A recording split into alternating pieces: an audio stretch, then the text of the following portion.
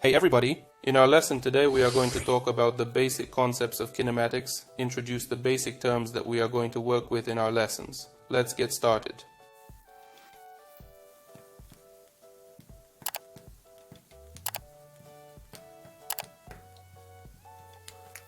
Our task is to familiarize ourselves with the basic terms that we will work with in the future. And now we will introduce basic concepts that we will need to solve problems and explain many mechanical phenomena. Let's get started. First of all, we have to deal with what kinematics studies. Kinematics studies motion.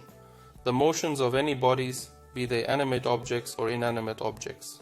If we talk about motion, then we must try to describe it in terms of basic quantities. What are these quantities? The first quantity we will introduce is called trajectory.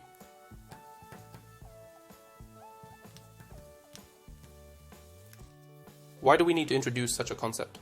Depending on the trajectory, there are different types of motion. A body can move along a straight line or it can move along a curve. From this, we divide motion into two basic types. These are rectilinear motion and curvilinear motion. Let's draw examples of trajectory. Suppose a body was moving from point A to point B. The trajectory of this motion is a straight line. In this case, we call such motion rectilinear motion. If, on the other hand, from point A to point B, along a curved line, this motion is called curvilinear.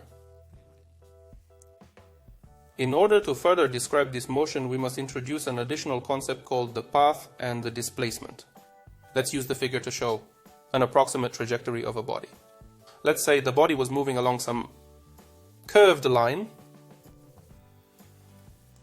from point A to point B. What is a path? A path is the length of a given trajectory. So if we walk with some instrument along a given line and measure its length, we get the path traveled by the body. We will denote hereafter the path by the letter L.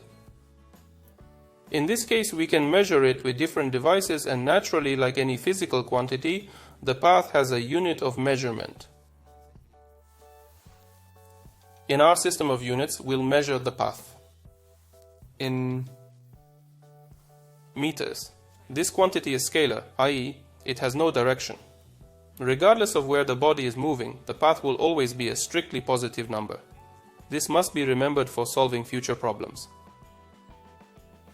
What do we get if we connect the starting point of the trajectory and the end point of the trajectory?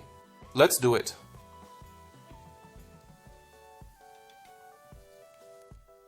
So, we get with you some vector, which will show from where and where the given body moved. In this case, we call this quantity the displacement of the body. It's denoted by the letter S. And we put a vector sign to show that this quantity has its own direction. The direction of displacement will always have from the initial point of the trajectory to the final point. There are different ways to determine the displacement of a body. It will depend on the specific problem. In all likelihood, we can use some geometric relations. We will see how this works in practice using examples. But the displacement, as well as the path, will naturally be measured in meters because it is also some distance. But the only thing now is the directed segment, the length of which we will also measure in meters.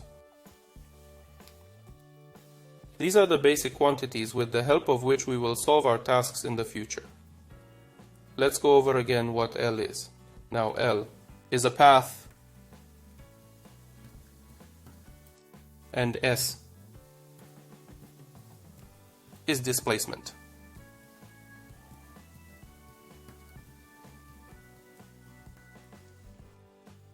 So we have our three concepts ready to go: trajectory, path, and displacement. And now we will be ready to describe motion in future problems. I'll see you in the next lessons.